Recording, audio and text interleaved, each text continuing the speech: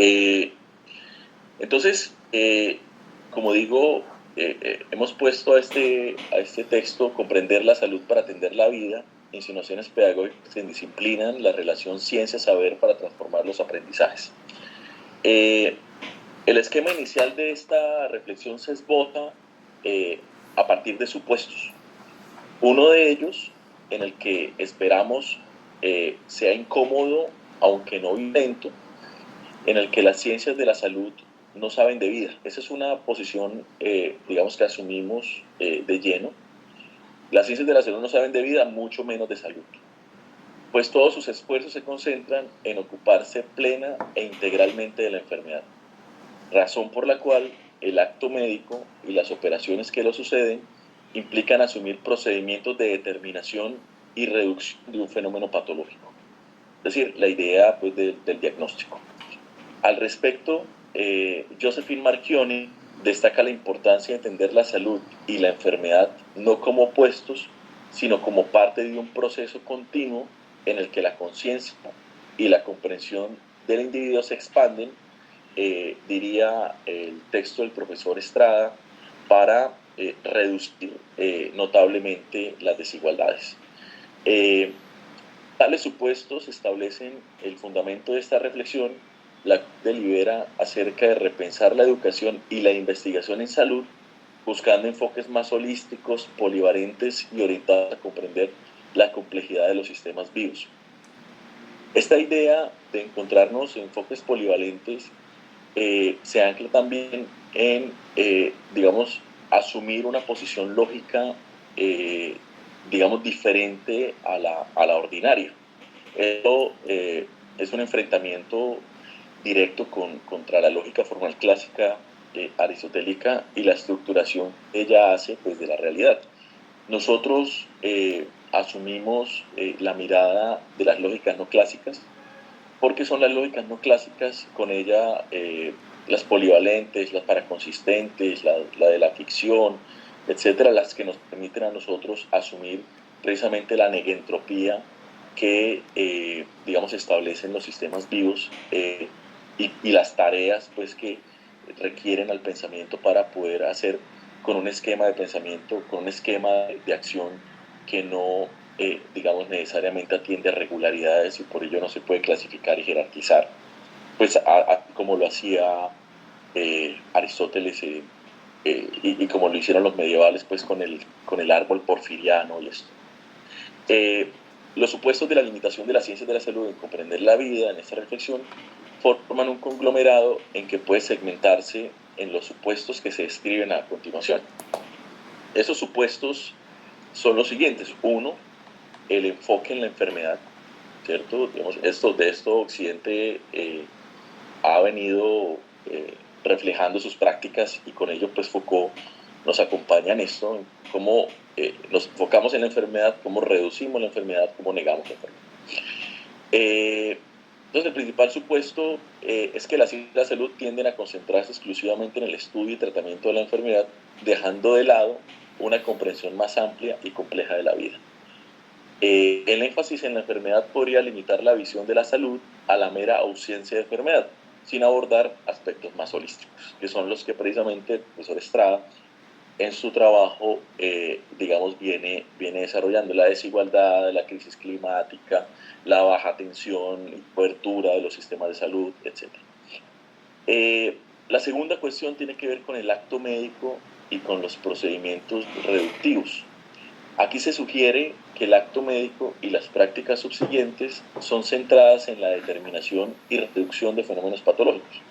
Esta perspectiva puede llevar a un tratamiento de la salud como simple negación de la enfermedad, sin explorar dimensiones positivas y enriquecedoras de la vida.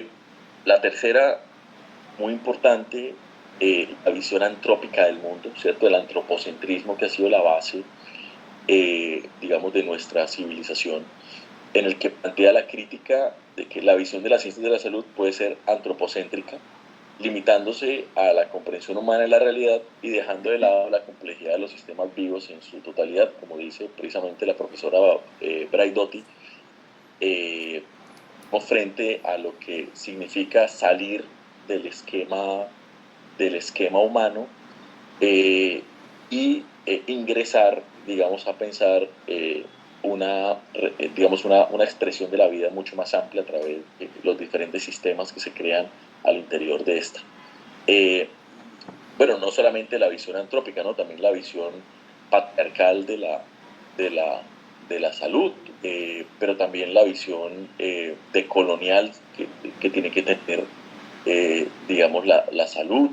Y esto precisamente de la mano con la posición crítica que establece el profesor Estrada, frente a cómo precisamente las prácticas médicas y las posiciones de la ciencia, epidemiología y demás, digamos, han intervenido, digamos, de formas complicadas cuando salen del marco de acción, digamos, hegemónico en el que operan.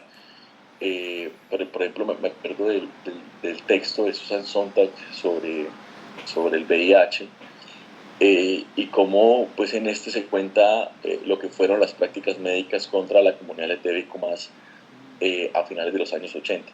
Entonces, digamos, esa visión no solamente es una visión antrópica del humano, sino también del hombre blanco, heterosexual, etcétera, etcétera.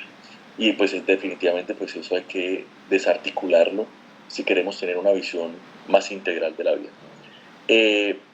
La perspectiva maquinista del cuerpo, ¿cierto? Esta idea del cuerpo máquina cartesiana, que es una forma en la que nosotros entendemos desde la primera revolución científica y a través de la mecánica clásica, pues entendemos el cuerpo, ¿cierto? Como una máquina, y el cuerpo humano como una máquina, la máquina más perfecta de todas, ¿cierto? Que supone que, decía Descartes, que si conocemos su estructura, pues podemos controlarla, ¿cierto? Y podemos mantenerla por siempre, y podemos evitar la enfermedad, etcétera, etcétera. Entonces, esta visión maquinista o maquínica del cuerpo, ¿cierto? Que es una expresión, digamos, en la evolución de las ideas que sucede a la idea de creación, ¿cierto?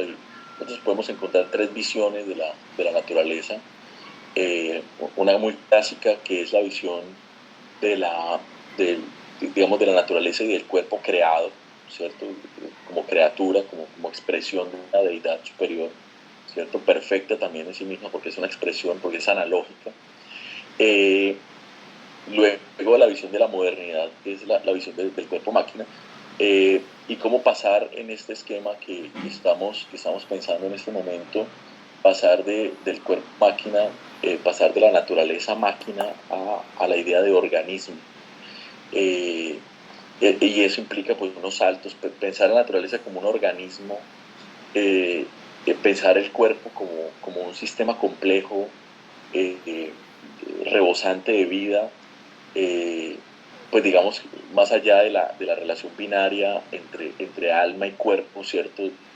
En este dualismo en el que nos metió Platón hace mucho, y que todavía no sabemos cómo salir de esto. Entonces, aquí hay una idea muy importante, que nos invita a pensar la salud, a pensar la vida, y a pensar las prácticas al interior de ella, porque digamos que todas incluso la gramática médica, pues digamos tiene mucho que ver con esta idea del cuerpo máquina, ¿no? El cerebro se enciende, se apaga, ¿cierto? Bombea, el corazón bombea sangre. Entonces, siempre hay una visión, digamos, maquinal, y por ello también, digamos, la ética del médico, la ética profesional de la salud, pues tiene una visión pues de arreglar las cosas, ¿no? La enfermedad es un desajuste que yo tengo que arreglar, ¿cierto?